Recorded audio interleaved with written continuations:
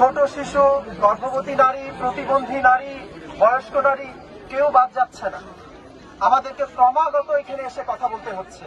কেন ক্রমাগত কথা বলতে হচ্ছে? কেন? আমি তো কথা বলতে পারছি না, কারণ আমার শরীরে, আমার মনে আসিয়া বসে আছে। আসিয়ার যে অবস্থা এখন, এটা আপনারা ভেবে দেখেছেন? এই বাংলাদেশ কি আমাদের কাম্য ছিল? বেশি কথা বলতে চাই না, একটি কথা, ধর্ষকের মৃত্যুদণ্ড কার্যকর করা হোক এবং বাংলাদেশে এই আইন হোক, ধর্ষককে মৃত্যুদণ্ড দিতে হবে। আমার নারীরা, আমার বোনেরা, আমার মায়েরা, আমাদের কোনো নারী আর অনিরাপদ থাকবে না। আর একটি ধর্ষণের ঘটনাও আমরা শুনতে চাই না। সবাইকে ধন্যবাদ।